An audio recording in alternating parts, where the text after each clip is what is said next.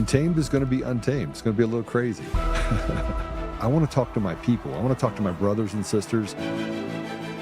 We can have grace and humility in how we interact with other people. Oh, hot dog, look at you. And nobody talked about what's really happening. And let's have conversations about what truth is.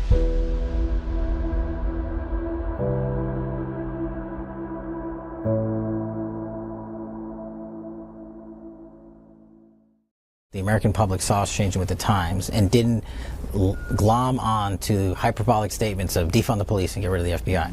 The FBI went through a severe erosion of public trust because of the weaponization of the past actors, because of the politicization. But us going after those folks is not retribution. Us going after those folks who they themselves failed to uphold the law and their oaths is how we are restoring public trust in it. It's the very thing I promised to do at my confirmation. Well, the Epstein Black Book, like on day one. On day one, roll out the Black Book. So will you work with me on this issue so we know who worked with Jeffrey Epstein in building these sex trafficking rings? Absolutely, Senator. Child sex trafficking has no place in the United States of America, and I will do everything, if confirmed as FBI director, to make sure the American public knows the full weight of what happened in the past.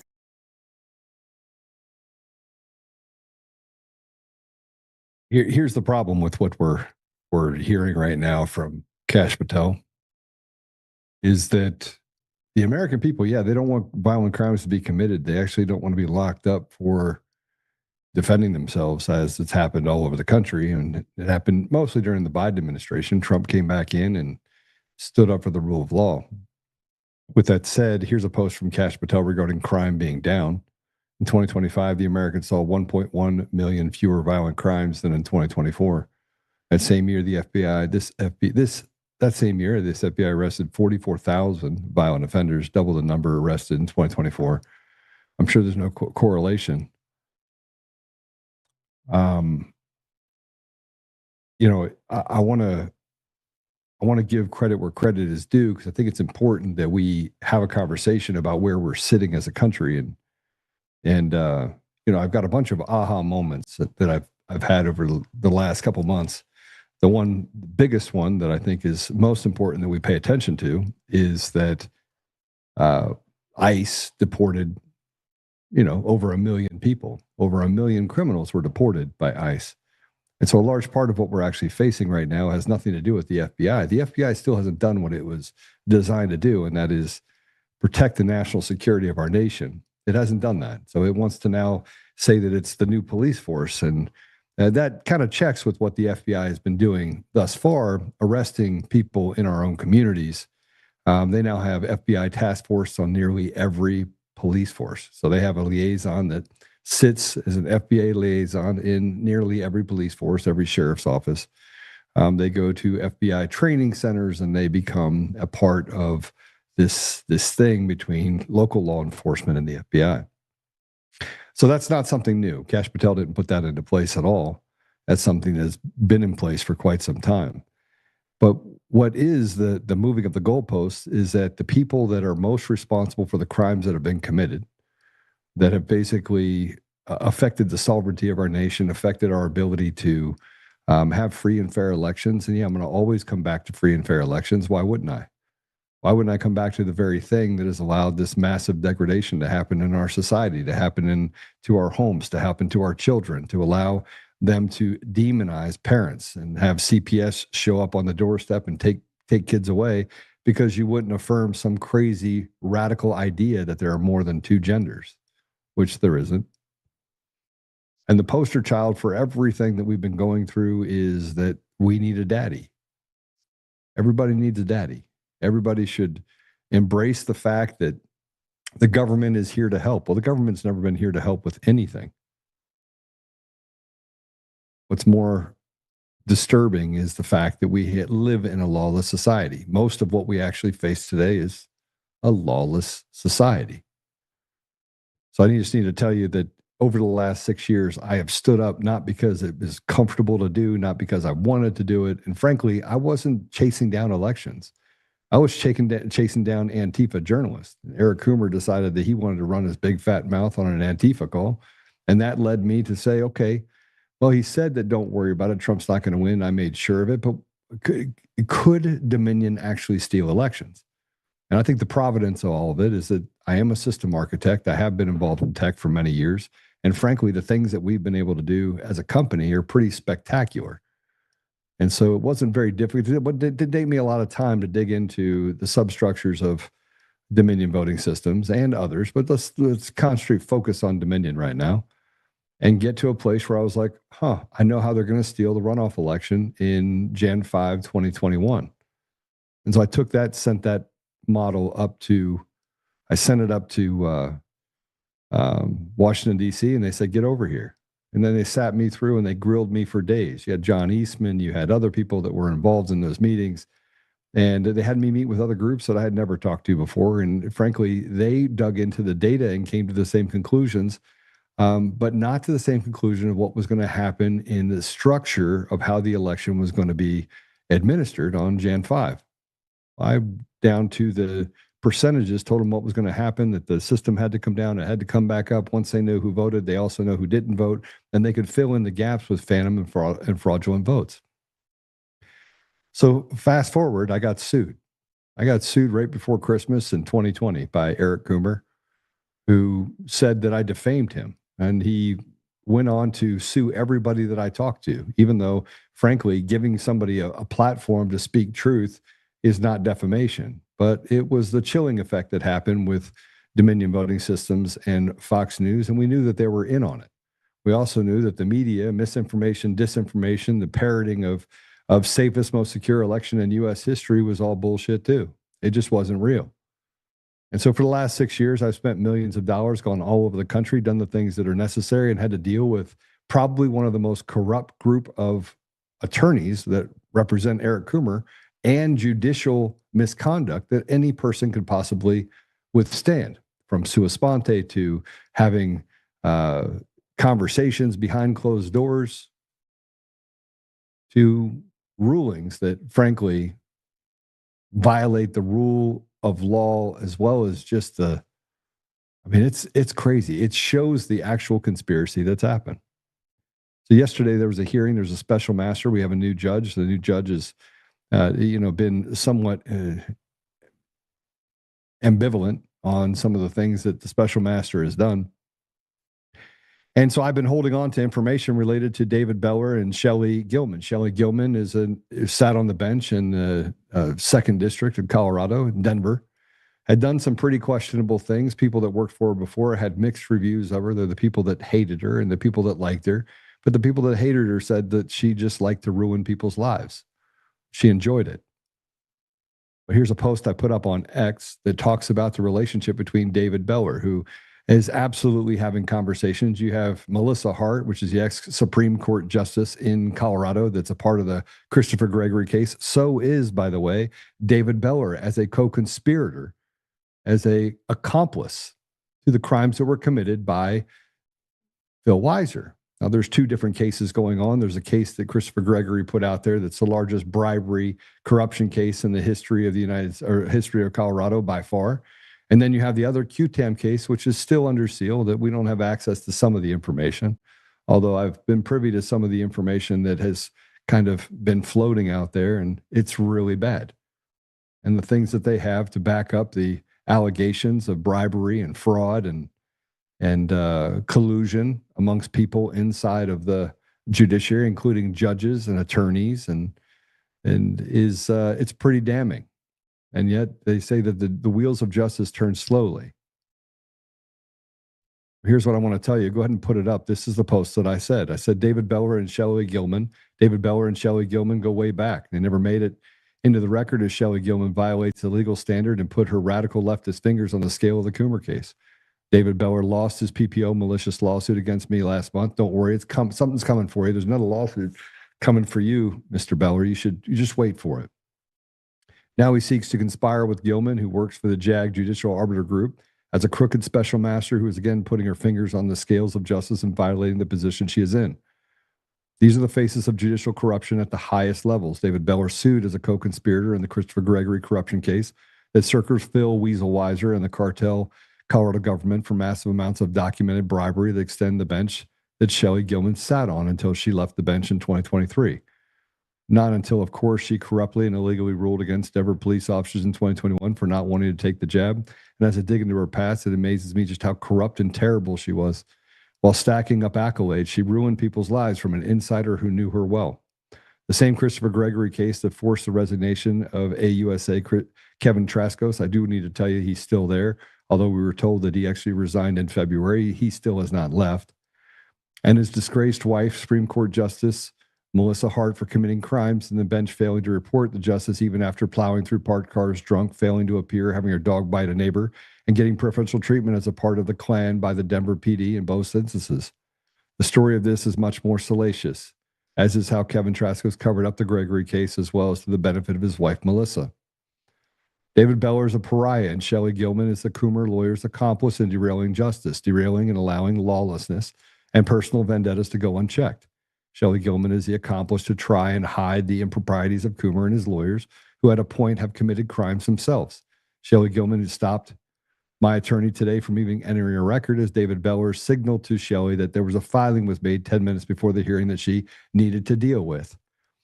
The judiciary is a circus joke of crooked and incompetent pariahs. Shelley Gilman will now face a lawsuit of her own as we uncover the connections that should have disqualified her and certainly allowed for the conditions where she punished me and acted erratically in favor Coomer's attorneys.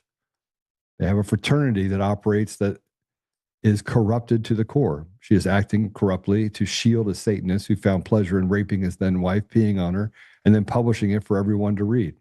And she's quite the special master for sure. Stop the uncovering of election fraud and fraud on the court at all costs. A new legacy for radicals, it appears. Remember their names and their faces. These are the faces of evil, corrupt, crooked people who act with impunity and lie and cheat as easy as they breathe. The amount of people who suffer at the hands of these evil people is immeasurable. Stand by for the fireworks. Everyone in the state who knows their story. Everyone in the state must know their story. Add in Coomer's other retarded, corrupt, evil lawyer, Brad Clower.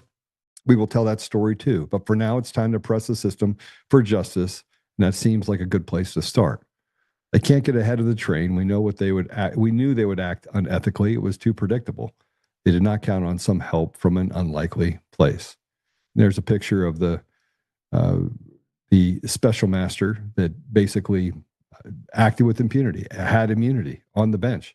And then David Beller, the weirdo. But it gets even worse, by the way. I forgot to add the fact that Melissa Hart, the disgraced Supreme Court justice that left because she had health problems, but really because she was mentioned, actually wasn't mentioned, she was sued in the Christopher Gregory case, and it came to light that she actually, in fact, did violate the rules of the bench in a lot of ways. But guess where she works? Guess where she works? And I've covered her before. I've covered the Christopher Gregory case. She also, go ahead and put it up, she also works for JAG, the Judicial Arbiter Group, same group that Shelley Gilman works at. The same group and the same group of people that work together in the Denver judiciary. These are people that stick together like a cartel. These are some of the most evil people you can come up against, and they do the biddings of each other and rub each other's back. And kind of like the letter that said that the city and county of Denver doesn't operate with any integrity, it gets even worse when you talk about how they operate inside of the organization of the state, the judiciary. It's rotted to the core. These aren't judges. These are hired henchmen for the mob, and the mob being the cartel that runs the government. So I'm going to bring in our guest, Peter Bernegger. He is the founder of Election Watch. He's a data analyst and advocate. He's done some amazing things. He has nonstop put his finger on the dial and has gone to great lengths to hold people accountable, including suing Jena Griswold in Colorado, uncovering some fraud, again, more election fraud, and the fact that people inside of government like Kevin Traskos, the AUSA, Kash Patel, at every level, they seem to walk past it as if saying to us, the American people are nothing but slaves. So before I bring Peter on, I'm going to tell you this. We do know that we are censored heavily. Everyone seems to have noticed it. It becomes difficult for you to stay on one platform to move to the other. It seems like the only thing that we actually get some reprieve on is Roku. So wherever you are, if you could just pick it, share it, become the ambassador of truth. You're the ones that we rely on. And just hit the share button wherever you are. What platform you're in, it doesn't matter. Hit the share button on whatever platform, whether it's X or Rumble. Give us a thumbs up. And as we move in, and just keep pushing on the dials. And yeah, I just want to thank all the people, whether we're talking about Apple or Google or Spotify or Pandora, iHeart, any of the apps which we're on. Obviously, we now know that Spotify does have the video, and the video is live. So if you're joining me there, welcome. But yeah, hit the share button, become a part of the solution, and not allowing them to create the problem of that they have with this censorship. So with that said, Peter, welcome to the show. Hey, Joe. Great to be on again. Brother, thank you for all the work that you've done. I don't think I've ever said that right off the bat when you came on, but obviously you've been in this fight for the last 6 years. You've been just pushing on every dial, pushing on every button, and now you have a lawsuit. You have a lawsuit that you filed against Jena Griswold et al. And others. The exciting part is that she's going to be process served. Oh, it should be on Monday or Tuesday. And this is a federal lawsuit that I filed against her along with 4 other Secretary of State employees. And this is actually national in scope. It's filed in the U.S. District Court in downtown Denver. However, it's national in scope. And what I mean by that is we found out that when you take an election, and you started with 2020, November 3rd, where the total ballots cast is reported roughly 4 to 5 months after the election to the Federal Election Assistant Commission. And that's where you can obtain those numbers. So let's just say there's 3 million cast for the state of Colorado for the 2020 election. Well, we noticed is that when we would obtain voter registration histories and the whole statewide list for various states, and I found it in Wisconsin first, is that the numbers of the total ballots cast were changing over time for the exact same election. So, and I'll give you some real numbers here. This was in my HAVA complaint filed along with the great data analyst Michael Calhoun, who lives in Colorado. So again, I'm just using the 3 million as an example, a starting point of total ballots cast. The Secretary of State, Jena Griswold, certifies that, reports the results to the governor. They sign off, goes up to the Congress January 6th, and they sign off. And it gets reported to the federal government officially in writing and her signature. So get this, we pull the total ballots cast for the 2020 election 2 years later, it changed, the number changed by 58,050.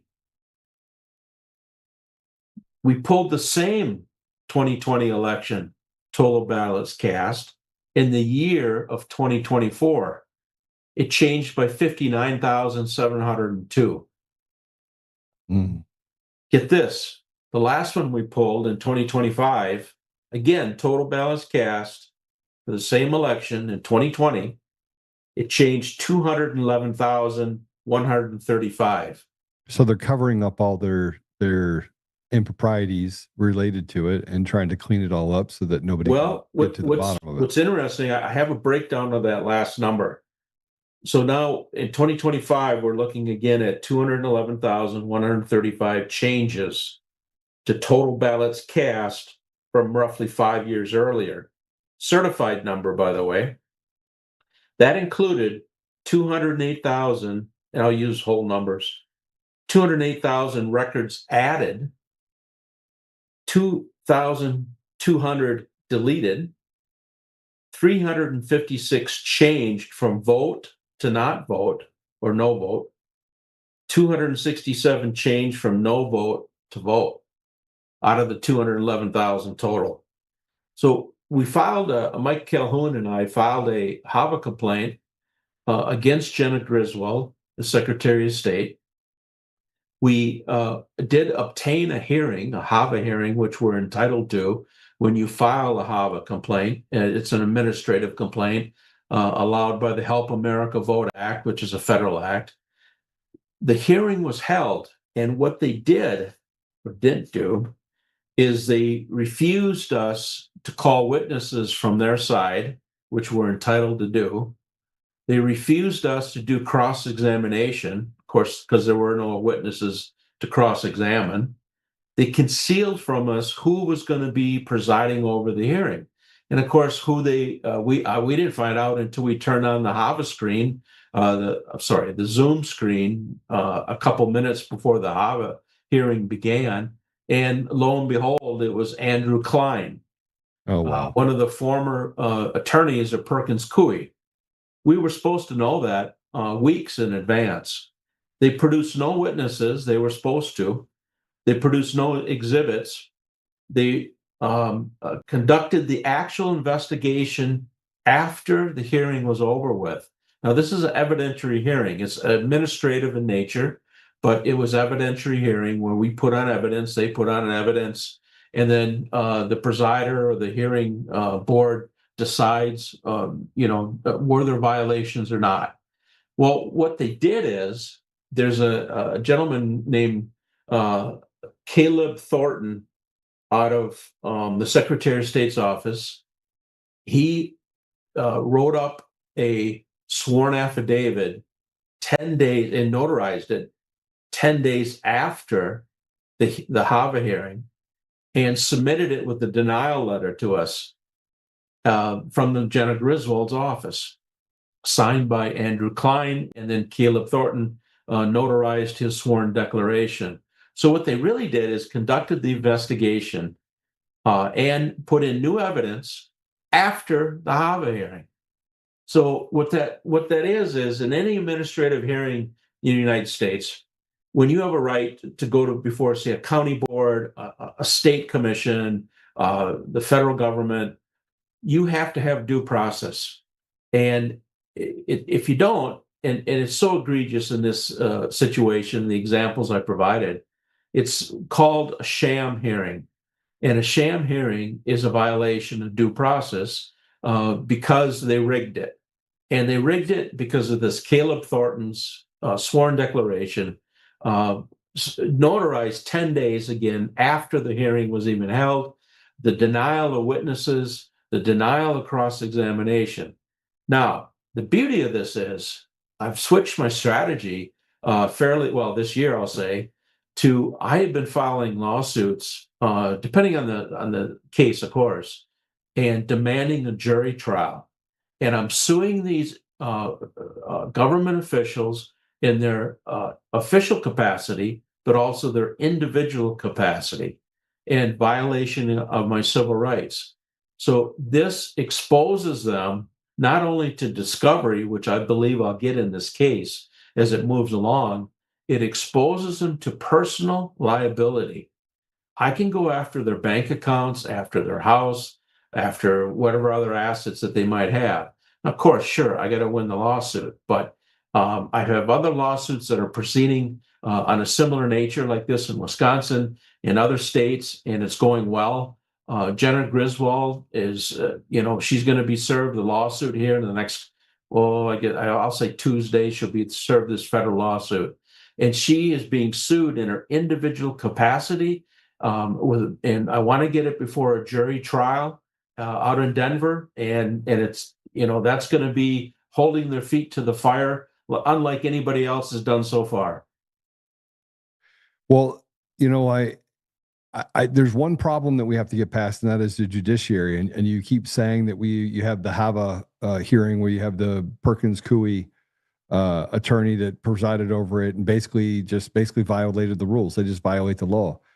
Peter, my biggest problem is that we're in a lawless society. No matter where you look, whether we're talking at the federal level or the state level, it's lawless. I mean, in essence, we are captured already by criminals, cartel, inside of our judiciary that's going to slow things down. Now, your bigger problem in Denver, because that's where you filed, is in the federal court in Denver, is that you have judges like Judge Wong who have stood in the way of getting to the bottom of this election fraud time and time again. So what's the formula for getting past that? Or is it just you going to state by state by state and then just appealing that up to another level that allows for more transparency?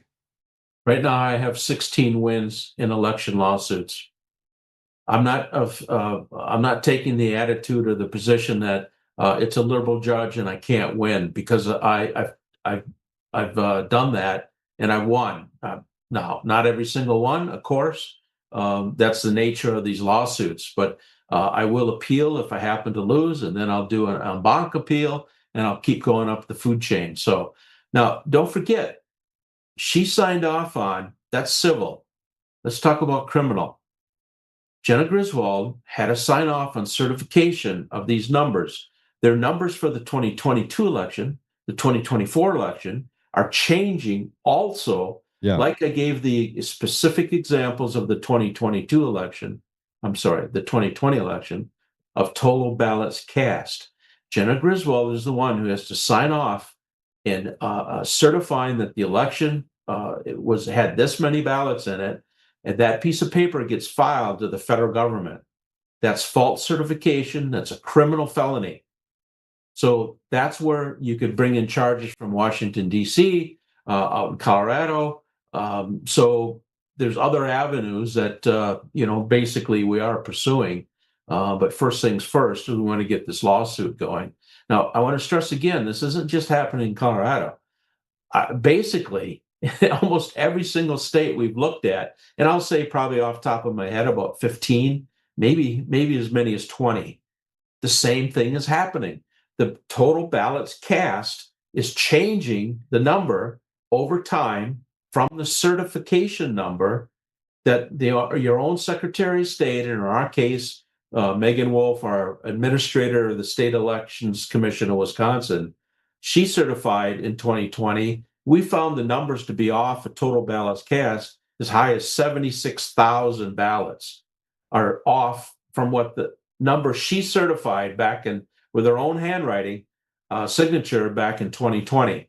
And again, I encourage everybody to check your states, and you do it at the EAC website of the federal government, eac.gov, and look up the total ballots cast. And then look back, start picking an election if you want to take 2020, and look every 2 years and see if that number's changing. It's highly likely that it is. What excuse are they giving you for the changes? Have they given you any yet?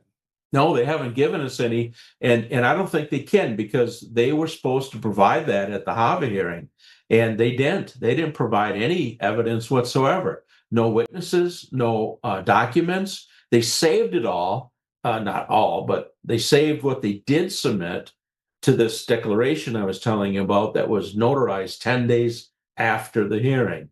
So, and I frankly, I have to go back and read that one. I go through so many documents a day, I don't remember the specifics off the top of my head. All right. So when we look at the information that you've been able to share, and let's talk about the Wisconsin one, because that one's a little bit more ripe than this one. When did you file the lawsuit in Wisconsin? Well, that's an interesting one. Is that it's a little different situation, because I did file the HAVA complaint on the total ballots cast shifting over time from the 2020 election and some of the other federal elections, and they immediately said, it's a conflict of interest. We will not give you a HAVA hearing. You can't file a HAVA hearing against us because there would be a conflict of interest. And by us, I mean the Wisconsin Election Commission. So I took it to federal court in Green Bay, and they ruled against me. However, hold on a second. Time out. They ruled against you filing a lawsuit against them, and they said it was a conflict of interest. Does that even make sense? Am I missing something? No, it doesn't whatsoever. In fact, in our state law, it says this is a long settled legal axiom, is that when there's a conflict of interest, you don't just dismiss the complaint. What you do is you appoint an independent adjudicator, and our state statutes say that. So that's the basis of where they violated my constitutional right. And I went to federal court, but wait, it gets much, much more interesting. It's just, when I filed in federal court in Green Bay, they denied it. However, I filed in the Seventh Circuit, where it's still there today. In the meantime, our administrator of elections, Megan Wolf, has scrambled she got the governor to sign off on passing administrative law to do what? Implement a state HAVA plan of procedures of how to process HAVA complaints filed against them. So they know that she's violating the law, and the election commission is violating federal HAVA law because they don't have procedures in place in their administrative rulemaking, which once they get it done, it has the effect of law. And right now, I published it yesterday, is that her 3-page document is the official beginning of it. She signed it. She sent it to the governor. The governor signed it on July 16th, just 2 weeks ago. And now it's going to go through the process of having public hearings, which certainly I'm going to testify before. So she's trying to correct the mistake that I called her out in my federal lawsuit. Now, this morning, the Seventh Circuit Federal Court received my SIR reply, it's called. It's an addendum type of document showing this 3-page document signed by the governor just 2 weeks ago, implementing a state HAVA plan that I was denied on earlier or late in 2025. And then I filed the suit earlier this year. So I'm going to win in the Seventh Circuit. It's going to be overturned.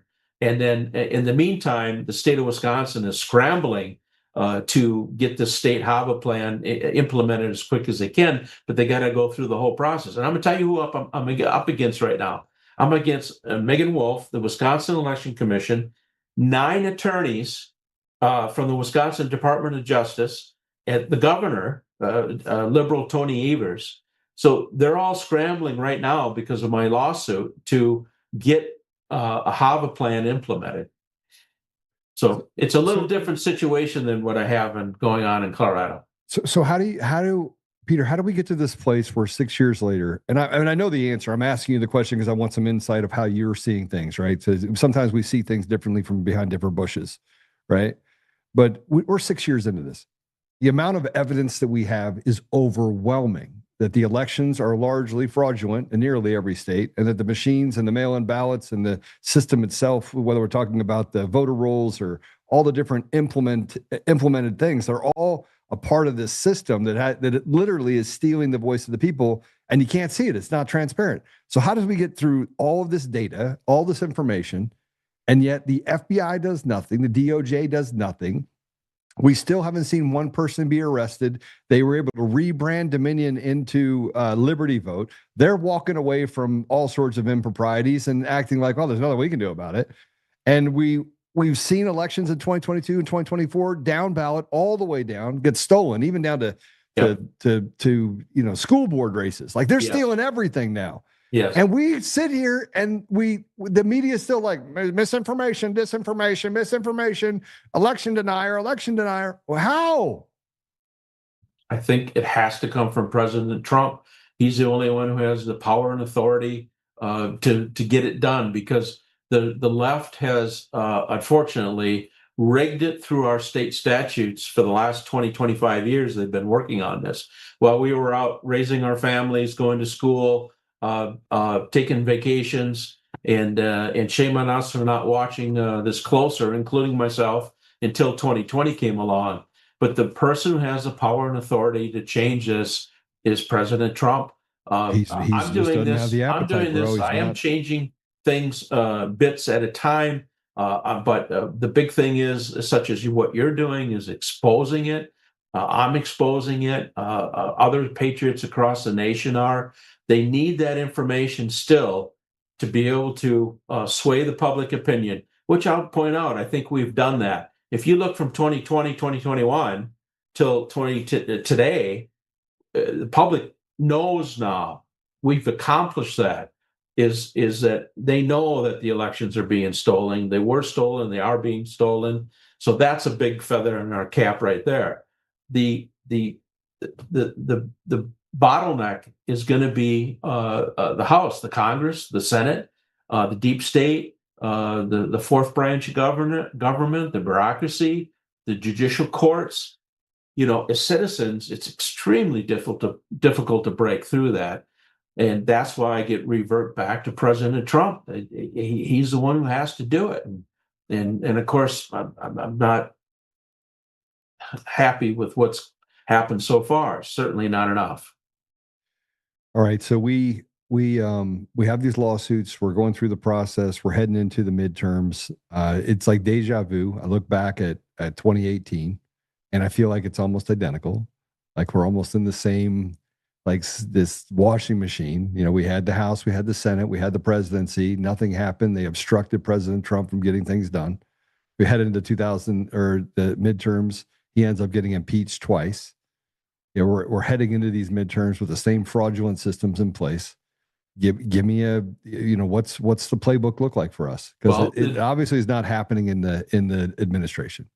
Well, I would tend to disagree. Is that on Tuesday morning, the U.S. Supreme Court has demanded that all the briefing is being to be in for President Trump's executive order on the mail-in ballots. They're going to make a decision very quickly.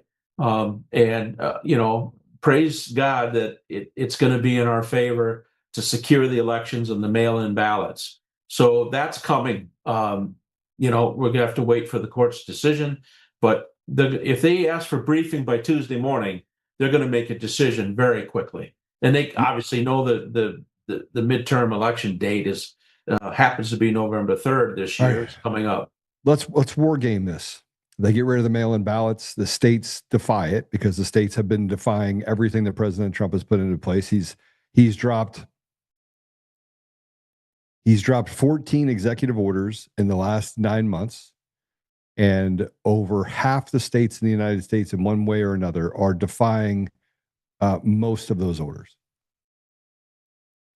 They're basically just saying we're not going to do it, which is, I mean, it is treason. But let's hypothetically say that the Supreme Court comes out, because remember, they've already said that they don't see the Supreme Court as a legitimate body. You have California, Colorado, New York, you have Mamdani that says he's not going to follow any of the election standards if they're put in play. Virginia, Maryland. I mean, I can go through a list. I mean, there's a long list. Michigan that says that basically they're not going to play by the rules, even if the Supreme Court rules that way. So let's hypothetically say that the court comes in and says, okay, no more mail-in ballots. How does the fight go on from there when the Supreme Court states the executive order gives the authority to the head of the postmaster, U.S. Postmaster General, the top guy who's on our side. Yeah. It gives him the authority to not deliver those ballots in a state that doesn't follow what that executive order says. And I believe that he'll do it. Okay, but he said that he wouldn't do that now. He already said that. Yes. And yet they delivered all of those ballots in the state of Colorado for mail-in ballots, and that was before the primary happened, but after this mandate from the U.S. Postal Service. They still delivered them. Yeah, but there's an injunction on the there's an injunction on the First Circuit Court stopping the EO, which actually helps us right now because there's a split between the D.C. Circuit and the First Circuit, and that's the exact reason why the Supreme Court took it up. Okay, all right, you're right, and I think that kind of explains a few other things. I was talking about because there's been 3 executive orders related to elections since President Trump took office in 2025. Right. Yeah, and don't forget too is don't always blame the Democrats in the sense of I don't. You know who's holding things up right now is the Republicans. It's the John Thunes, the Mitch McConnells if he's alive. So it's really you. I mean, we know we have the House, the Senate, and the presidency, and who's holding it up? It's not the Democrats.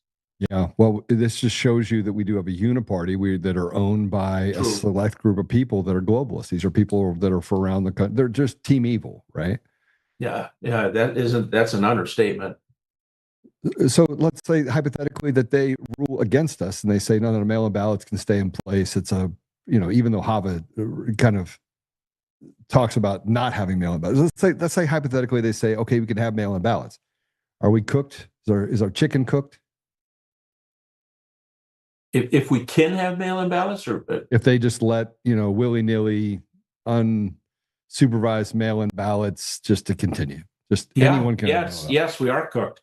Now, the only thing is I'm pushing hard as I can with my contacts is to, you have to bring in criminal indictments. Now, I was promised this multiple times over the years.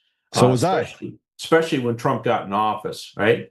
So you know what I'm talking about. There was supposed to be massive indictments and arrests of election officials nationwide and international, by the way, too. All right. If Trump would do that yet, if he would, and he's got the power, there's ways to do it legally.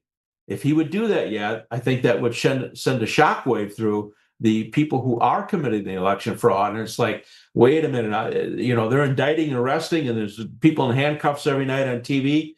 I'm not going to get involved in this time. I'm not going to go to prison for this. And of course, the minute they indict him and get him in there, they're going to have some that start squealing. Now, this is what should happen. It should have happened already, but it's been quite the cluster at the United States Department of Justice and FBI and other investigative agencies, and that's I don't even want to comment on it.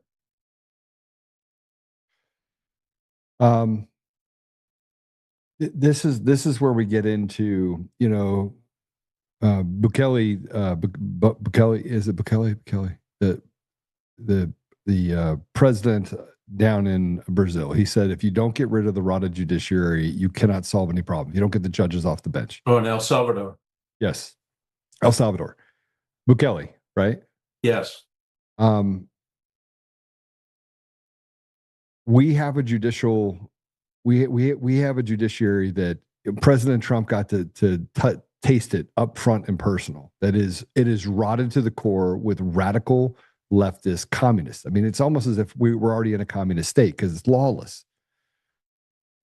Given that, how do we get rid of the judiciary when it's like a sleeper cell, like all the positions of power, all the legislative, the judicial, and the executive branch.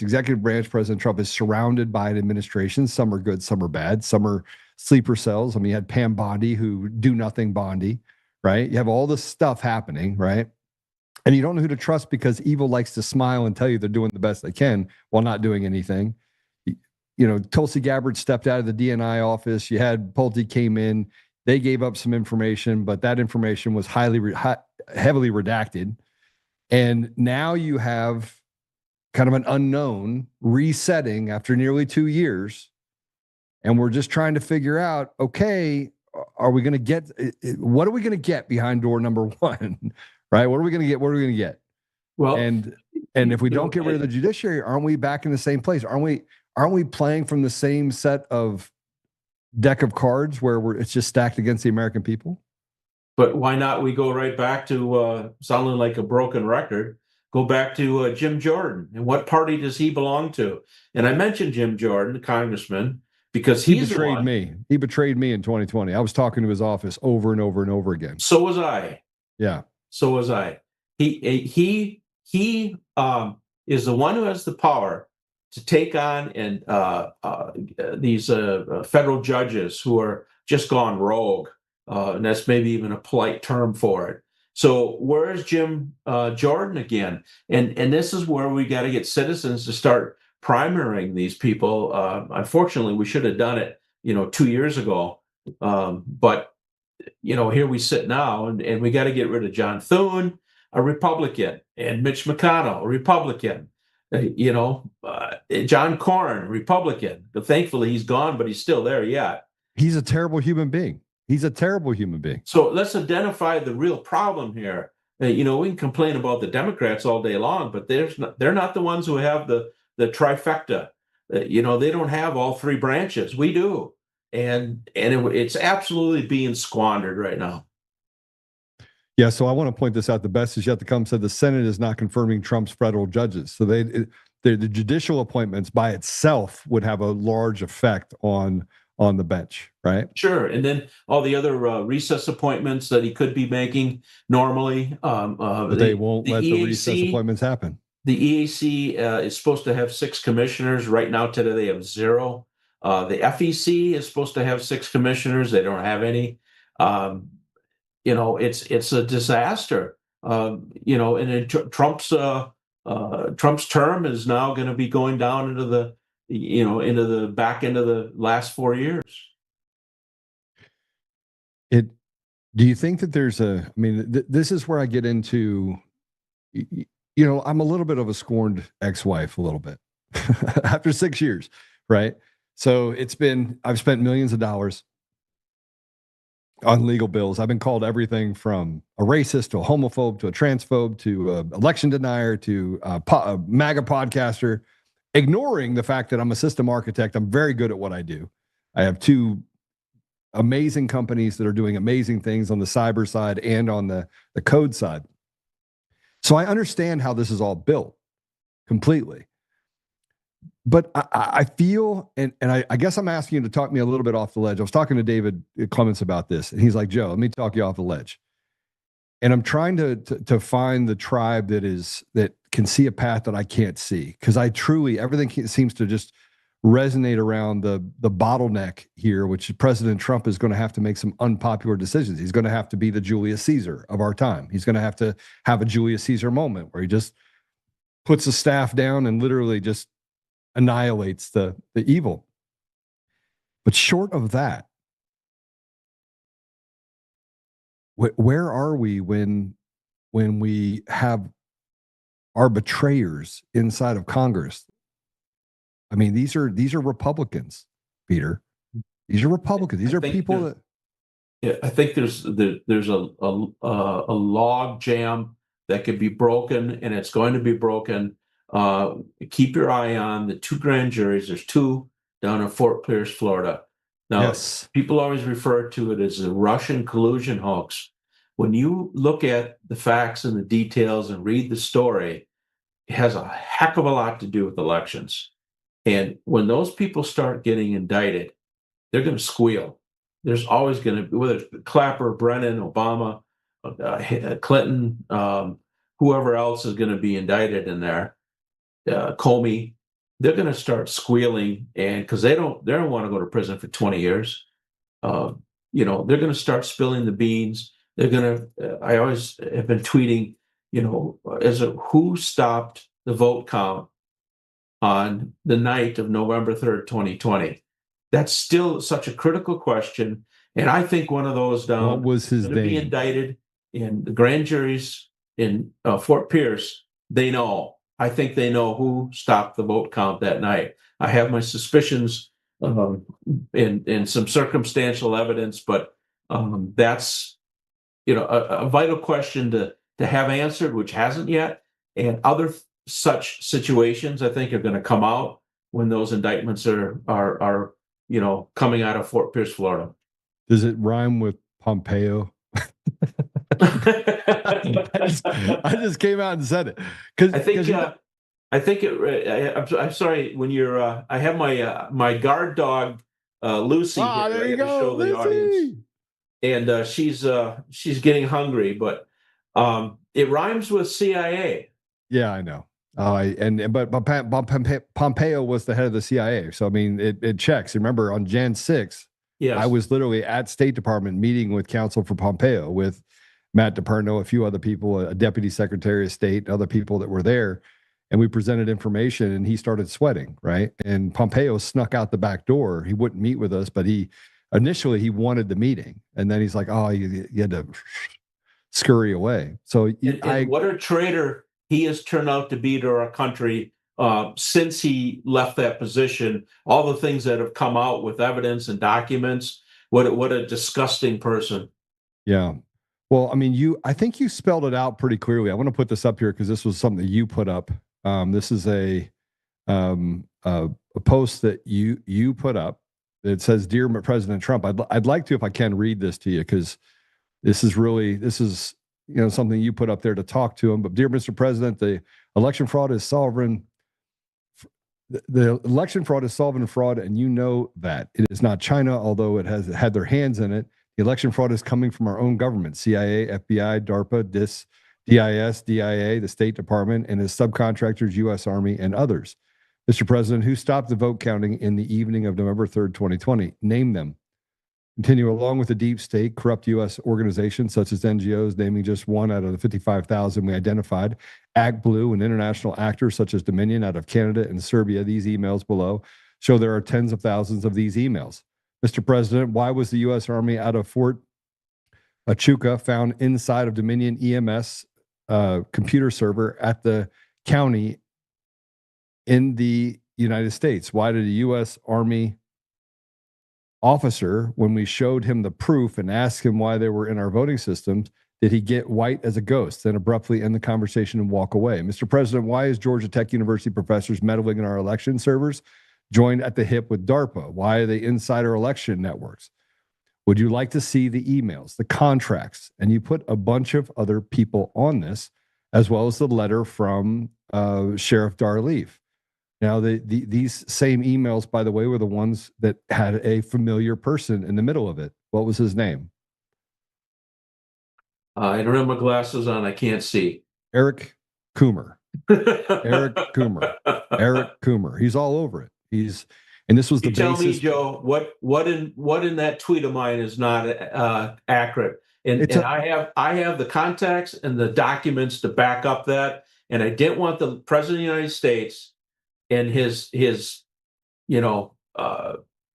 piss poor consultants point it to China and just blame it on China and leave it at that. And that's unfortunately what I think he did that night when he addressed the nation. Yeah, well, I believe that we got light. We got the justice light that day, right? It was like, okay, we're gonna get a little bit of it. We have the proof. I just want to I'm reposting your posts right now. Well, remember the documents that were released, which I read every single one of them. There was China trying to do this and that. They never achieved anything except maybe get some of the voter rolls, which frankly, I mean, I realize there's two different, the ones they would hack directly, but you could go buy them publicly. So if they want the voter rolls, they could fill in the rest of the data off the dark web. All right. So I want to, you had another post that you put up that I'd like to talk about. And this is the white paper. Let me grab this really quick because I'm going to repost this too. This is a clarifying the federal court win yesterday about the Executive Order 14399, the Executive Order for mail-in ballots and elections. Important, the D.C. Circuit did not uphold the legality of Executive Order 14399. It affirmed denial of the preliminary injunction because the liberal DSCC, which is the court entity challenge, was likely unripe on the record before the district court on May 28th. This was procedural, not a merits ruling. Still a very big win. The court emphasized EO 14399 is not self-executing. The claimed injury depends on future DHS and USPS action. Plaintiffs could return if agencies acted unlawfully. The court did not need the EO constitutional or statutory validity. The D.C. Circuit also refused to consider developments after May 28th because they were not in the appellant record, including the June 2nd USPS proposed rule and the DHS implementation activity. It also did not affirm the district court's other merits discussion. There are two separate lawsuits, DSCC v. Trump. The plaintiffs in that is Democrat political organizations and congressional leaders. May 28th preliminary injunction denied as premature. July 28th D.C. Circuit number 265193 affirmed. California v. Trump. This one's the one that drives me crazy. Plaintiffs 23 states and D.C., including Wisconsin. June 25th, summary judgment granted. Portions of EO 1433399 declared void. Federal agencies enjoined. This actually led, so this is the one we're talking about that led to it going to the Supreme Court, correct? Both of those cases, because the Supreme Court takes up cases for certain reasons. One of them is when there's a major dispute on a hot topic between two circuits. So you have the First Circuit saying the executive order is basically void or not legal, And then you have the DC Circuit saying it actually could be legal, and opening the door for more lawsuits down in the future is why I post this clarification tweet. But that's exactly why the Supreme Court took it up, because of the dispute between two circuits. And it's good that this happened, because otherwise we wouldn't even had it. It would be ripe, and it would never get to the Supreme Court. Perhaps it probably would have had some more briefing to do, and months would have gone by. So, but this is exciting in the sense of if the Supreme Court asked to have, yesterday, I believe it was yesterday, maybe it was the day before, they said you have briefing, by early next week. That means they're going to make a decision very quickly. Where do you think that it goes from? And I guess that this is the problem that I have with all of this is that there's a lot of people. There's Peter, there's you, there's me, there's David Clements, there's Jeff Lindbergh, there's Mark Cook. I mean, I go down the line. There's a large group of people there that have institutional knowledge. Drodson Smith, right? Jeff, Lone Raccoon guy. Jeff O'Donnell. Jeff O'Donnell. You got a lot of people that fill in the gaps, and they haven't tapped those resources collectively. It's almost like they've relegated the group to, okay, you can talk on social media. They're still doing as much censorship as they possibly can on someone like me, period. So they'll allow you to talk a little bit, but they won't allow this cohesion to happen where it all comes together. And all President Trump has to do is bring in and say, Wreck-It Ralph. Here's the guys from Sandia Labs. Here's the guys from the university. Here's the mathematicians. Here's the computer programmers. Here's the system architects. Here's the researchers. Put it all together in one place and say, okay, here's all the stuff that we have. I sit in a room and get it all done. And within a week, we could have a case that shows you that all 50 states are embroiled in a conspiracy to defraud the American people. Okay. First off, there were people in there, such as Kurt Olson, Clay Parikh. Clay's an amazing man. Ben Cotton, all right? Mm-hmm. All those people, to my knowledge, except one, Heather Honey, have been ousted recently, very recently, all right? And the DOJ has taken the position that they want to do it all themselves. And you hit the nail on the head, is that the problem is they don't understand all this, because we've been studying this in depth, in detail, and obtaining all these records for 6 years. And they can't come along in a couple of months or a couple of years. And of course, they have all their other work on top of this to do day to day, I'm sure, for other issues such as, boys and girls locker rooms and all the other, mayhem that's happening right now in the country, or was happening at least on that issue. So they purged some of the patriots from the room already out of DC, and they want to do it themselves. Problem again is their ignorance. I don't mean that in a derogatory way. It's a factual statement. They're ignorant of how bad it is, what all is happening. I have a list of 83 election frauds. I'm talking major election frauds. Either it's bribes, the Dominion machines with connecting to the internet, or the compiler, the disappearing compiler. You name it, ballot harvesting. When you list all those out, there's 83. When I've told people that in DC, their eyes gloss over, their jaws drop. They don't believe it. The shifting of these total ballots cast. That's another one. How can you have 210,000 different number from what you had 5 years ago or 6 years ago? Obama, we caught Michelle Obama on videotape. There's a complaint that a friend of mine has filed right now where Michelle Obama's organization is paying people food, water, entertainment, bus rides, paying people to go to the polls to vote. And a friend of mine, Jay Stone, has that filed as a federal complaint right now.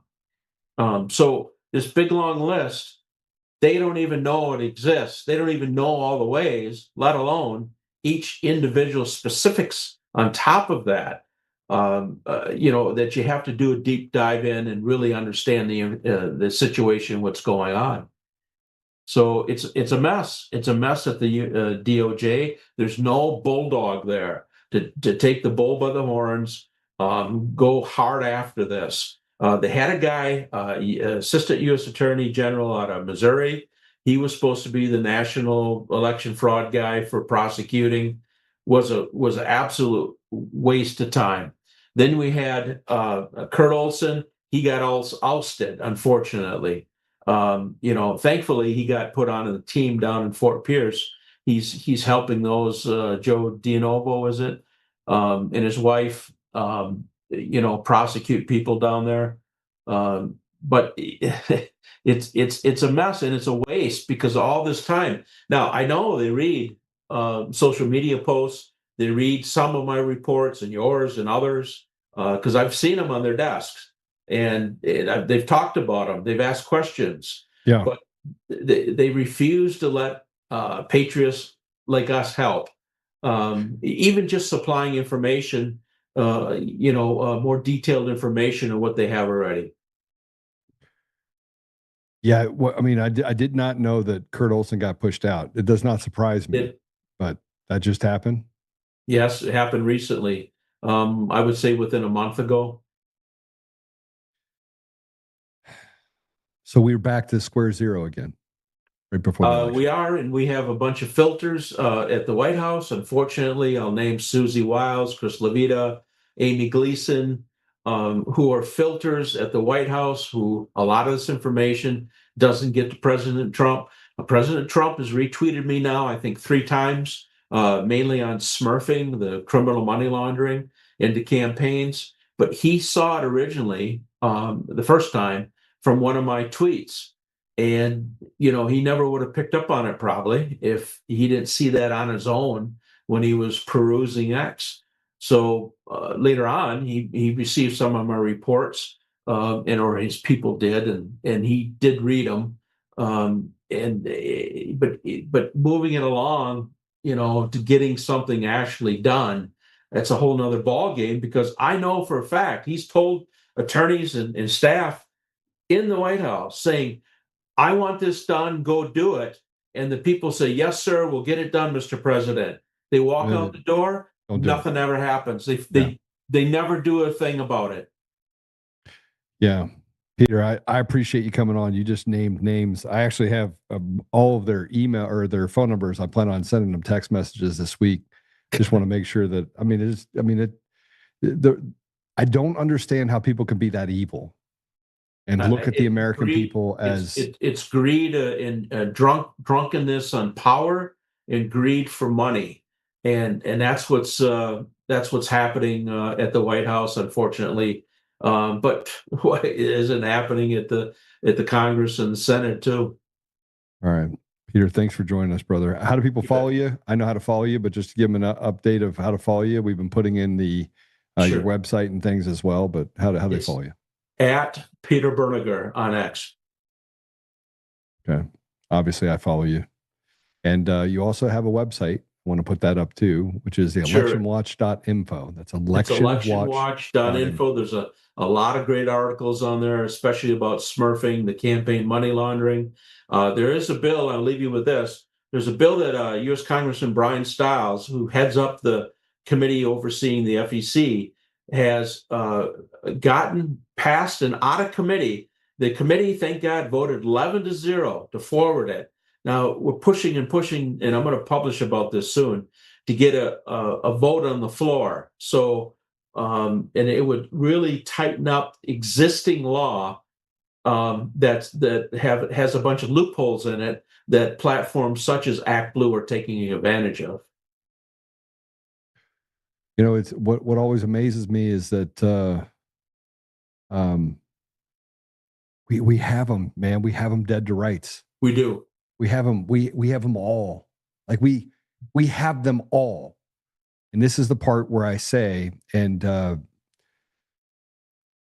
so Harrison put this up, and I'm not putting words in your mouth. I'm not trying to, supplant anything to you or give you any sort of suggestions. I'm not giving anybody else any suggestions either. But he said that of the times that communism has tried to take over, every time that it's been defeated, or every time there's been a coup of the sorts that we're dealing with right now, it has taken a forceful interjection of the military in order to stop it.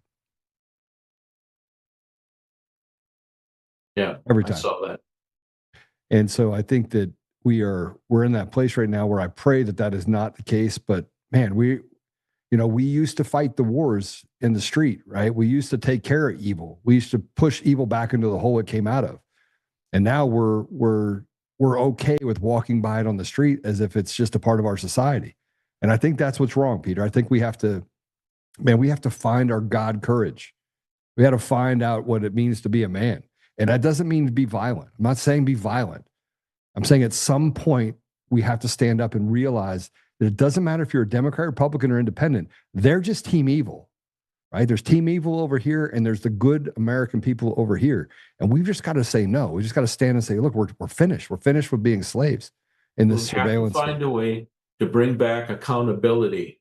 And there's such a lack of accountability that the perpetrators just continue on and even get worse over time. And they take more and more and more. And we have to get back to holding people accountable when there's wrongdoing. And we're still not anywhere near that right now. Yeah. Yeah, I would agree with that fully. All right. God bless you, brother. Thanks for coming on. Thanks. Take care. All right. Thank you. Man, what an amazing man. He's been fighting just relentlessly to get to the bottom of all of the fraud that we deal with. And look, I keep getting messages while I'm on here from people that are talking about the fact that, Joe, this doesn't work. And they're stopping me from actually getting on Pilled. And Pilled's not going to stop you. Pilled is 100% a free platform. I'm just going to tell you have an internet problem. Now, the other stuff that you're dealing with, you're the arbiters of reality. You're the people that actually push truth forward. So you have to be the ones to hit the share button and talk about this interview that we had that was just absolutely amazing with Peter. I want to reiterate what we just said. We already have all the information, guys. We already have all of the proof. The Kabuki theater is the fact that they're just walking around saying there's nothing to see here. They're liars. And sooner or later, accountability is going to come. And it's going to come on the edge of a sword, or it's going to come on the edge of an order. Those are the two ways it comes. But people like me, people like you, we're long past the ability to sit and watch evil just run amok on our children, on our society, on our country, and watch them steal and pilfer and give to foreigners what was never theirs to take. And it doesn't matter what country we're talking about either. I put up a post earlier that said Netanyahu, I was putting something up related to Ash Epp, who put something up, and it said Netanyahu is more likely, because he said he was a descendant of Moses, and I said he's more likely a descendant of Satan. And I got some pushback on that. Netanyahu, Joe, come on now. And I'm thinking to myself, are you serious? He was a part of the stand down order on October 7th that saw Israelis be slaughtered. See, not doing something is just as much of a betrayal as causing something to actually happen.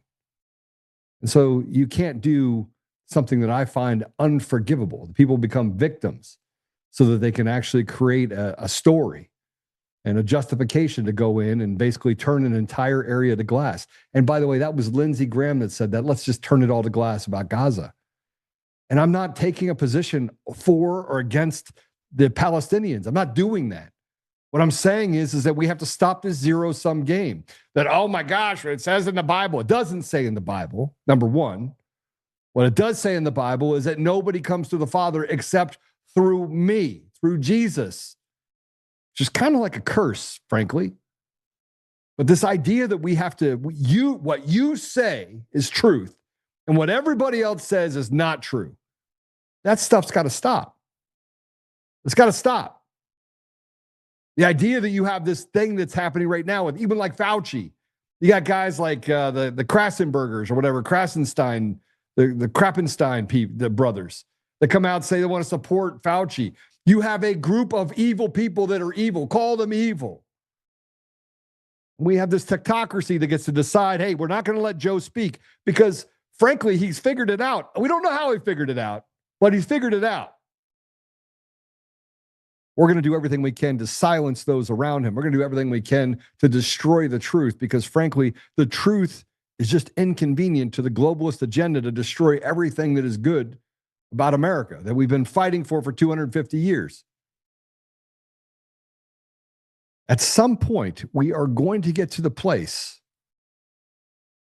where there is accountability.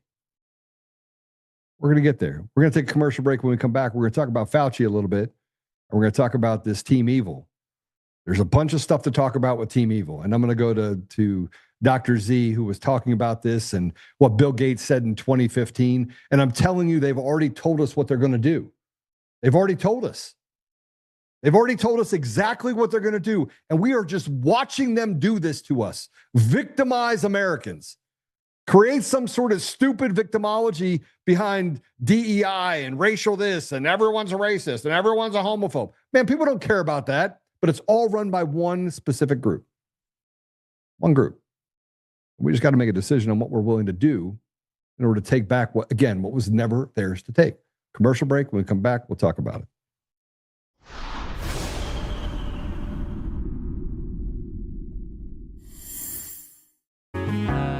Oh, hi. I almost didn't see you there. Welcome to DCF Buns, where you can find the freshest buns in town, if I do say so myself. Our master bakers teach class every week. So whether you're new to baking or trying to improve your culinary skills, we got you covered. And we can help you bake the cake of your dreams. We'll even clean your cake if you want. And if you don't want to bake anything yourself, we have loads of fresh buns available in a variety of shapes and sizes. Check us out at dcfbuns.com to learn more. DCF Buns, we keep the buns hot and the deals hotter. Buns. In every thread, in every stitch, Honor-Bound USA weaves the fabric of the American spirit. It's not just apparel, it's a testament to God, family, and country. At Honor-Bound USA, we're a family of patriots who put our faith, family, and America first. When you visit our website, you'll find a line of products that embody our commitment to pray, stand, speak, and act. As the official site for the Untamed podcast, all of our products proclaim speaking the truth with courage. We also have the powerful documentary from Professor David Clements, Let My People Go. Identify yourself as one of the few who are willing to stand for what they believe in. Join the Honor-Bound USA family today. Wear it as a badge of honor, commitment to the values that shape us, and a pledge to the bright future we will build together. Because when you're honor-bound, you're not just wearing a brand, you're embodying a lifestyle.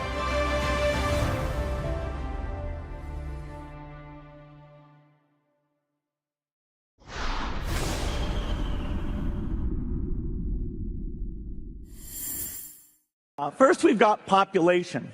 The world today has 6.8 billion people. That's headed up to about 9 billion. Now, if we do a really great job on new vaccines, healthcare, reproductive health services, we could lower that by perhaps 10 or 15%. Bill Gates, 2015, everyone knows this, spoke that the world population needs to be reduced by 10 to 15% because of global warming through the reduction of the world population through the use of vaccines. Next. In 2020, the same Gates said 7 billion people must be vaccinated. Next. So here's my question. It's a rhetorical question. Why would I take a vaccine for my health, which is financed and produced by someone who wants to decrease the world population?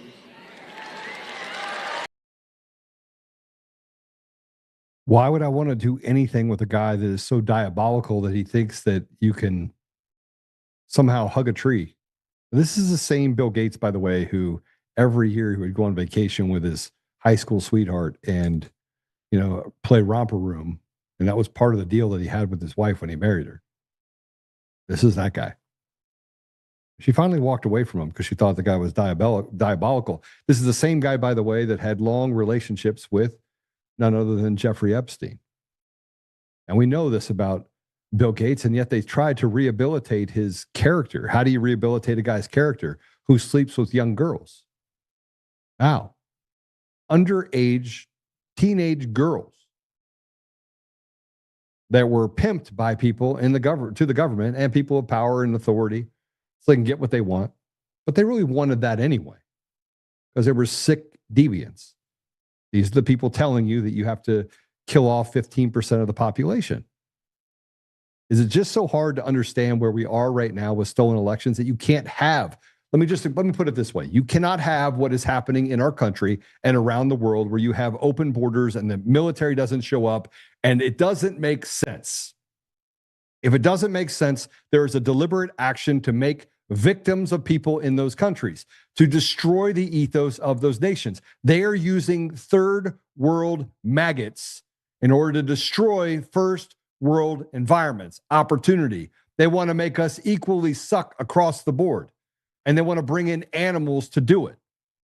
And I'm not talking about the fact that there aren't good people in countries in Africa, but if you want to talk about it realistically, the reason why those countries are still third world is because of people like Bill Gates, who comes in and says, I'm here to help. I'm going to give you resources. You know what that's code word for? That's code word for the CIA is going to come in and destroy the sovereignty of your nation by using dog whistles like genocide, ethnic cleansing. You guys don't understand democracy. And what are we dealing with now? Everywhere you turn, it's democracy, democracy, democracy. Oh, they're trying to subvert democracy, democracy, democracy. We're not a democracy. We are a constitutional republic. And yet, as I sit here and have this conversation with you, and I hope that you're getting something out of this that's more than just me preaching at you. I'm not trying to preach at you. I'm trying to get you to understand that the facts are not supported by what the radical left and the people that are globalists are actually accomplishing. And if you really look at it, closing the border should not have been a huge accomplishment in 2025.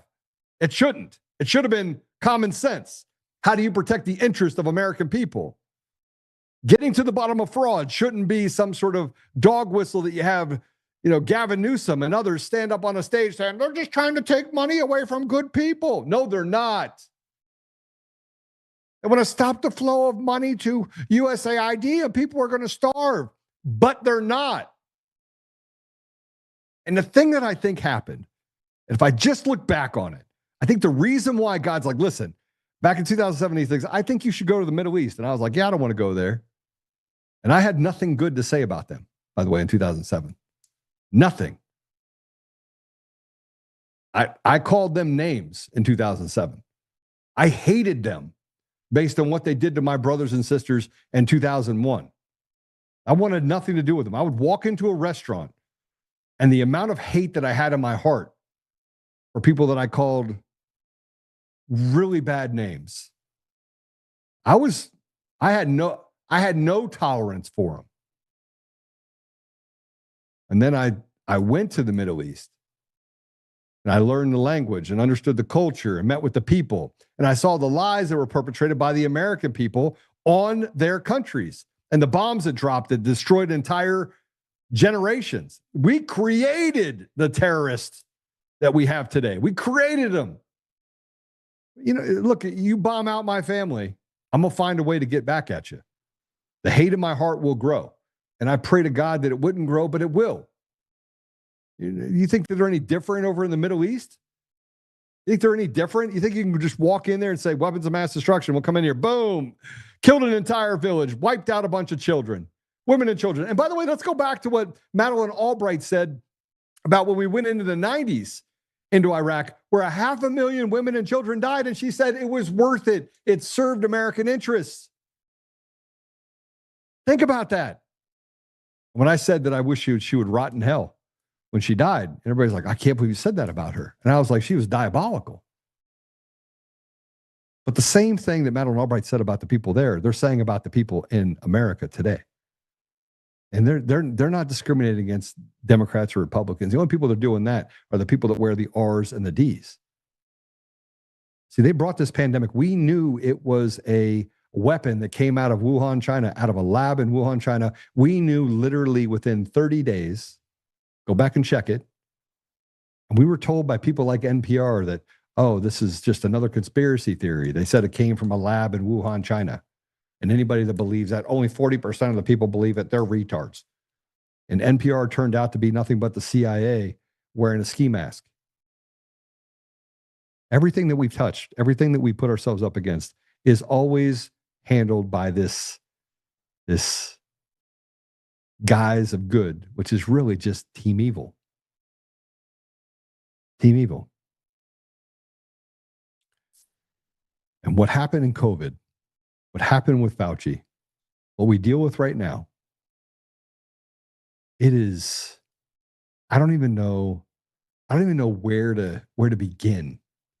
I don't know where the lie begins and the truth, where the truth begins and the lie ends, and because they have made it so salacious. They have made it so disgustingly evil and gross that nobody wants to put their hands on it. And I'm not talking about just one person not wanting to put their hands on it. I'm talking about nobody wants to put their hands on it. You can't get Jim Jordan's office to do any good. Why? Because Jim Jordan's in on it. Thomas Massey stands up and says something, he gets slapped down, and all of a sudden they primary him out with an older white dude, older Jewish white dude. Sorry, let me just reiterate that.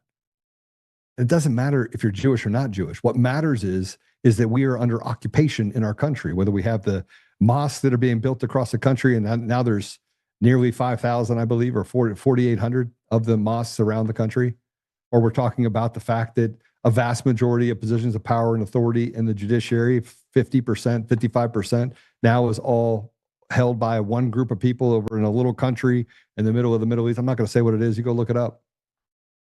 And then we get told, well, they actually value education more than anyone else. And I'm like, wow, have you ever met the Asians? Sorry, but I don't. Last I checked, the person that gets the highest scores in the ACTs and the SATs out of high school is Asians. So much so that they had to sue Harvard because they didn't want too many Asians coming in there into Harvard. It's a true story. And won. Yeah, because they had this thing where they were just punishing them for being smart. Everywhere we turn, we are left with even more lies. Let me put this up here. This is Thomas Massey, by the way. I want to put this up because I think it's important. He put up, it says, waiting for y'all to discover Republican leaders in D.C. also have scheduled an October recess. There are only 8 full work days and 8 half days before the midterm election. If it looks like we're intent on squandering a majority until you understand uniparty is always the majority. You see this? Andrew Colvin says, do you realize how rare it is to have a Republican trifecta control the House, Senate, and the White House? It's only happened 5 times in the last century. Twice under President Trump. When I tell you that we are in a really bad place, when I tell you that we're in a really bad place, and that recess appointments could happen in August if they would just let the recess appointments happen in August. But John Thune is a terrorist traitor to our country. He's a terrorist traitor. He's a traitor to our country. And he's a Republican. And we could talk about the fact that the Kabuki Theater, and they stand up there and they say that they're working for the American people and they use the right dog whistles. The reality of it is they don't work for anybody but themselves. They're stuffing their faces and whoever it is that the overlords that give them money and stuff their pockets are. And they're all old. Did you ever notice that? They're all old. They're all old and frankly just disgusting.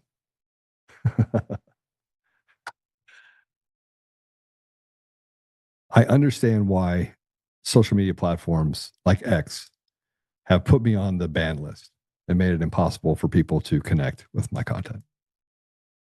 Because they're afraid. Because I got this thing going up inside my brain. It makes it easy for me to put all the pieces together. And sooner or later, they will come for me. They just figure that they'll do it through a rotted judiciary, or they'll do it through. And they have no idea when you press people into a corner what those people are willing to do. And I've been standing up for 6 years. But I've watched millions of Americans die. I've watched what we did in the Middle East. I've watched the fact that when I went to the Middle East, I had a paradigm crash. And I'm like, wow, most of these people are actually decent people. And the decent people, by the way, that are over in the Middle East, they don't actually come to the United States. They don't enjoy it. It's not their thing. So we get left with the drebs that are almost an outcast to the societies they have over in the Middle East. And am I saying that the Middle East countries are run well? No, I'm not. They're the haves and the have-nots, the same as in the United States. It's actually a little bit worse because there they can just gun you down in the middle of the street for poaching. Not something you can kind of do in the United States without a whole lot of repercussions or a Rodney King moment. But they largely have, the haves have immunity, just like they do in the United States. No difference. System's the same. But as we look at what's happening in the United States, it's hard to ignore. It's hard to ignore that the cartel protects itself at all costs. I want to put this up because this is important for you to understand. Dr. Paul Thomas was a doctor that was a pediatric doctor. And he was curious because he kept being told to give his patients vaccines. And he was really torn by it. He was torn by the science. He had read all the scientific reports. He had done all the information related to those reports. And it all had to do with vaccines. So he published a peer-reviewed study of all the kids that came through his practice that had vaccines or didn't have vaccines. And here's what he came to. Let's play it. And over the next decade, as more and more patients chose not to vaccinate, I got to see the difference. But I wanted to see, could I prove it? So we got all the data from my practice. We looked at every baby born into my practice and published it in an international journal of public health. What we found, and that study was peer-reviewed, it was robust, we found massive increases. I mean, we're talking 400 to 500% more. Allergies, autoimmune conditions, neurodevelopmental issues, and then we had infections of all kinds, massively increased in the vaccinated compared to the unvaccinated. What happened when I published that study? Within days of it being available online, I get a call from my attorney.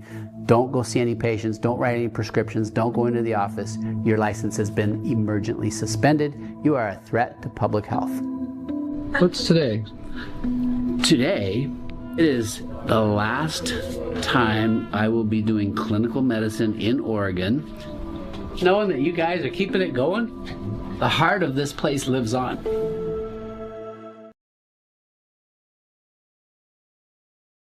Summarily emergency suspension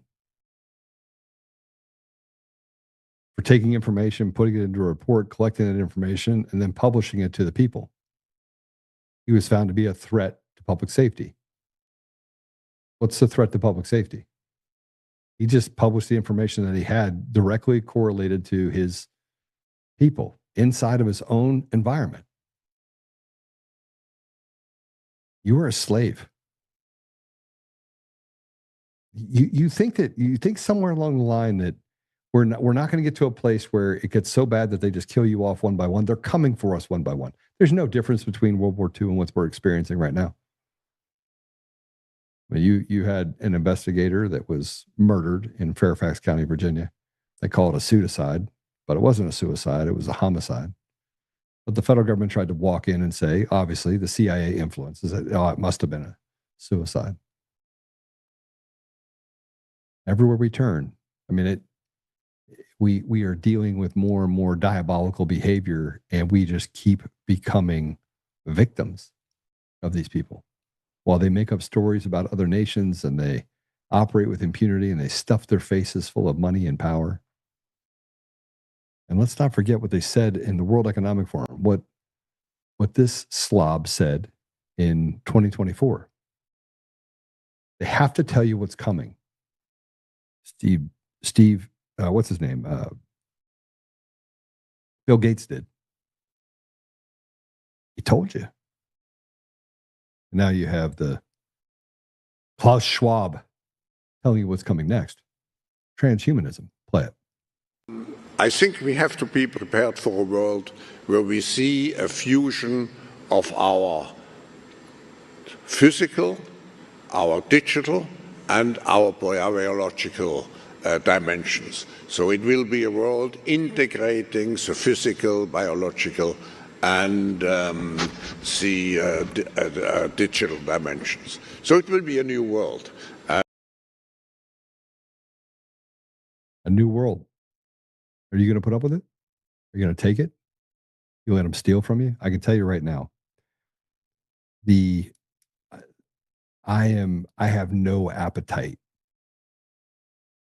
I have no appetite for the rot that we're experiencing. And it's right in front of us.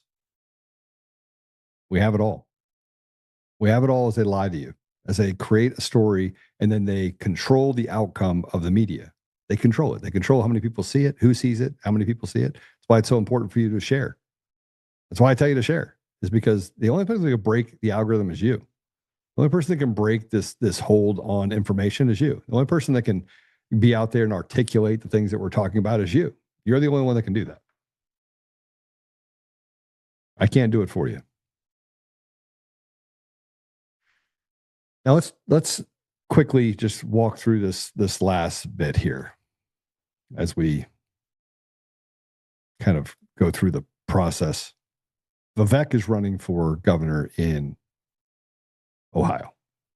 He's running against Casey. Casey ran a great race and frankly got 30% of the vote. You don't know it's real though, because it's all stolen elections. It's all fraudulent. But here is Vivek showing his true colors. This is what happens. This is the true colors. It just comes through every now and then, but we get a little bit of a glimpse. Take a look. The truth of the matter is, no matter what happens in whichever direction we go, people of my generation have already made it. We're going to be fine. It's going to be your generation that pays the price. That choice belongs to you. You're a political cretin, and you need to get the fuck out of here.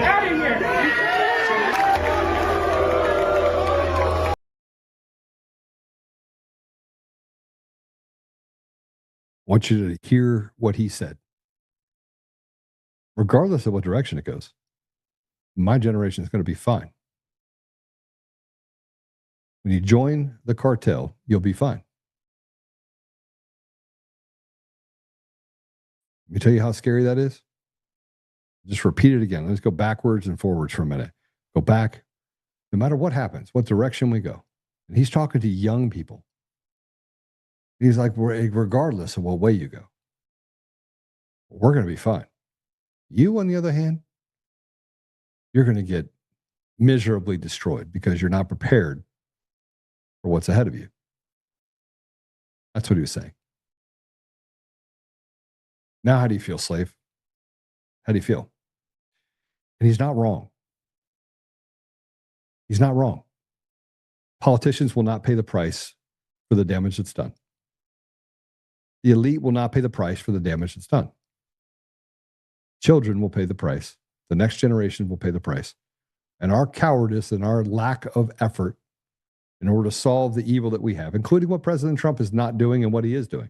And I'm sure he's playing the patient game and he's got his finger on that button. And I support President Trump 100%. I don't like going into Iran, but I also don't have all of the information. I pray that it's all good. That we're doing it for the right reasons. But I'm not the one with I'm not at the wheel. I don't get to see those things. I can see what's happening in the elections. I can see what's happening to our children. I can see the degradation that we have inside of that he's insulated from. His children are insulated from it. You think at the best private schools out there, they're talking about transgenderism? Absolutely not. They're not. Unless you're a bunch of crazy people. That's why the people inside of President Trump's family are all normal people for the most part. And I'm sure one or two of them does drugs. Great. Who cares? There's a little cocaine there. I don't do drugs, haven't done drugs, but I'm sure that that's true. But in large part, his family is normal. They're not derelicts at all. I mean, there's really no part of the Trump family that's a derelict. I mean, you could argue that his niece is a little bit of a derelict, radical leftist that she became. But the people closely associated with President Trump have walked a very patient path. They're all normal. Now, can you say that same thing about Kamala Harris? Or can you say that same thing about Barack Obama? Can you say that same thing about even the Bushes? Man. No, because evil eats itself at some point. Evil consumes. It takes out different parts of the family over time. So I believe President Trump will do the right thing. I believe he is doing the right thing. I also believe that two things can be true at the same time.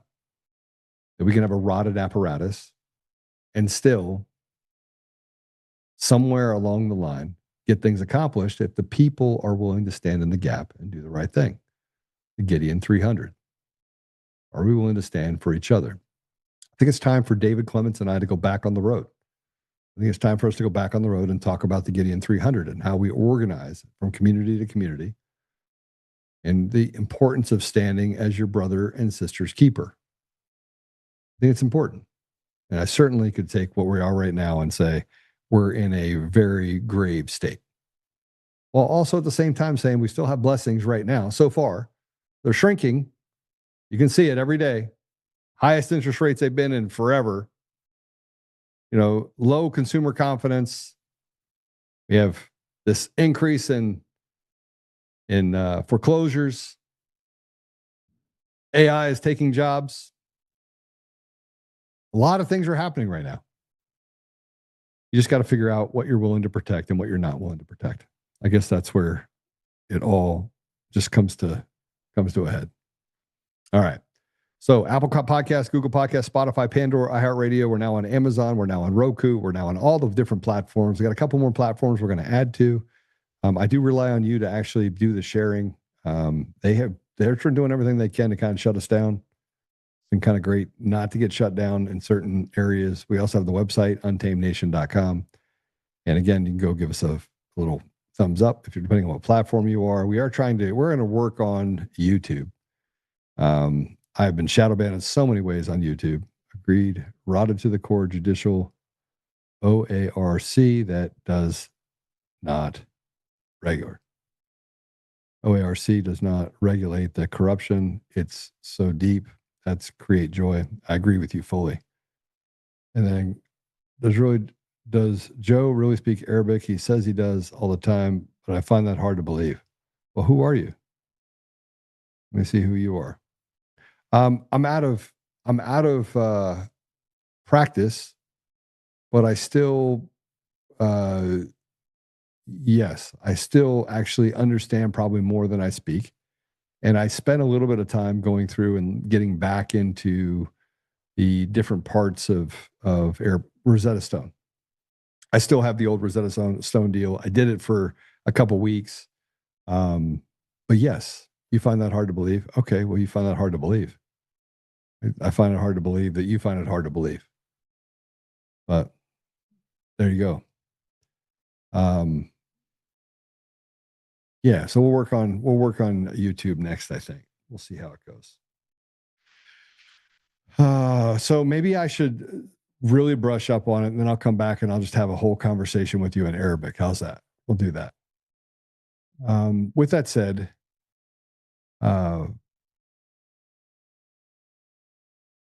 what else do we have there? What is that?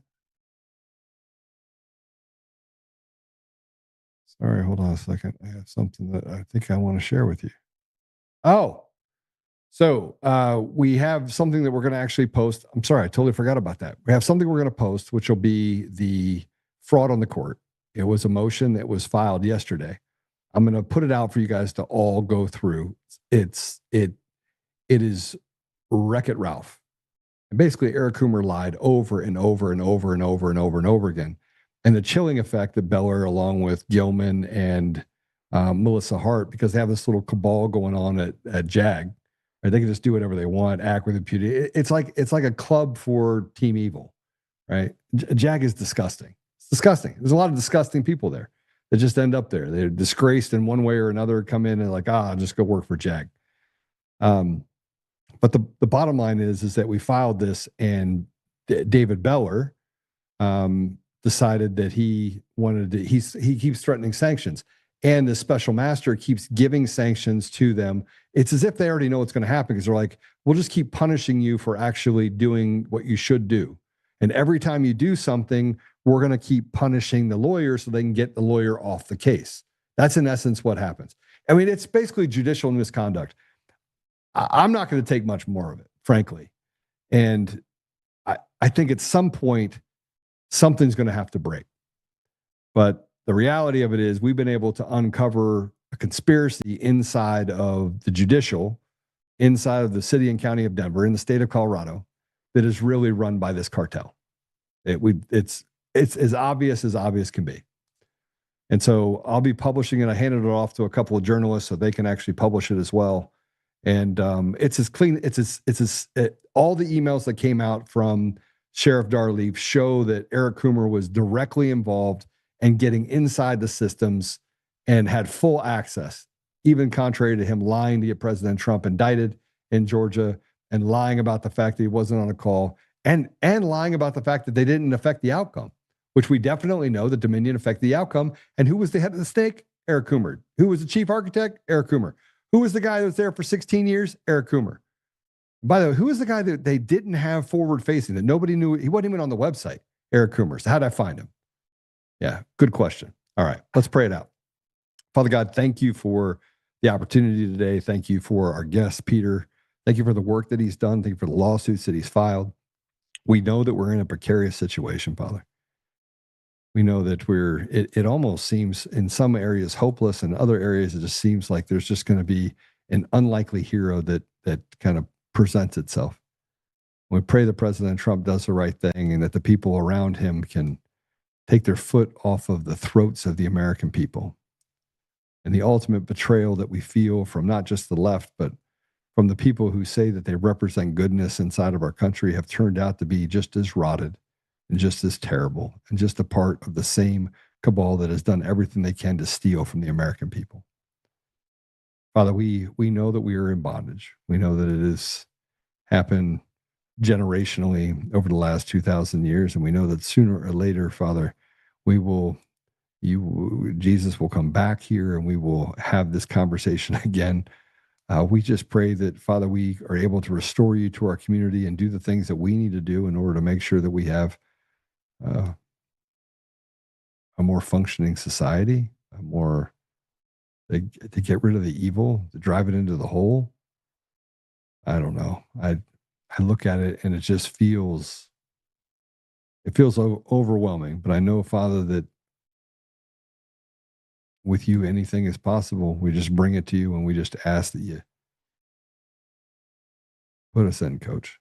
Put us in a place where we can help affect change and stop this evil that we face every day. I don't even know what that looks like, but I do know that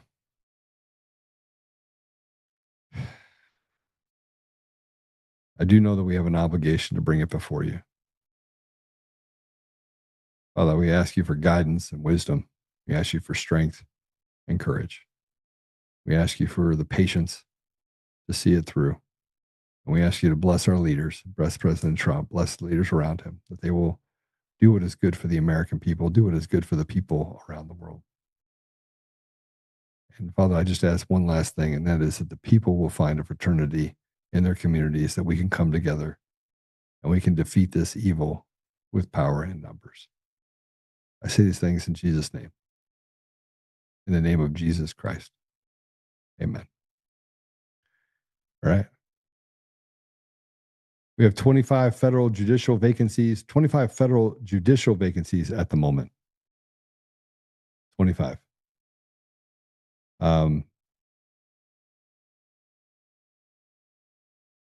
Man, pretty crazy. Pretty crazy. Yeah, we're not going to show that today. We'll show that on Monday. Hey guys, have a great weekend. And I will see you on Monday. And remember to spend time with your family. Other than that, God bless you. We'll see you soon.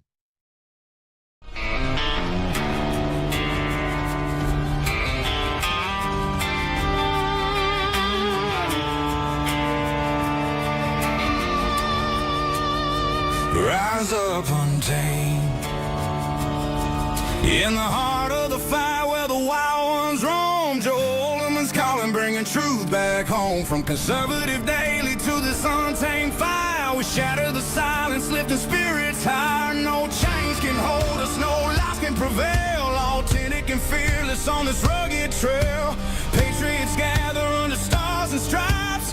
Untamed nation, igniting the nights. Untamed nation, let the truth roll out in this land of the free. Standing proud from sea to shining sea, we won't back down.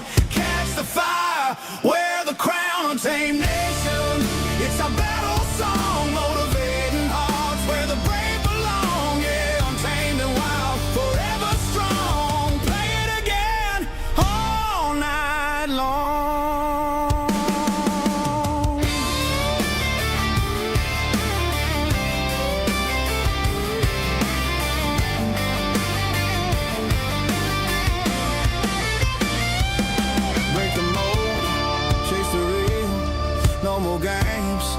find a heel. Joe's voice leads the untamed crew. Truth matters through and through.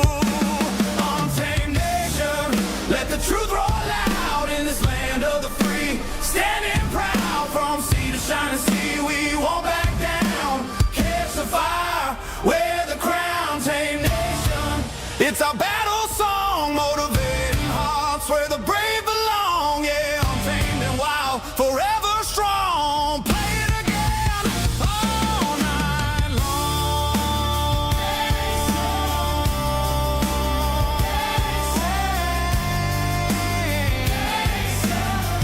Truth forever.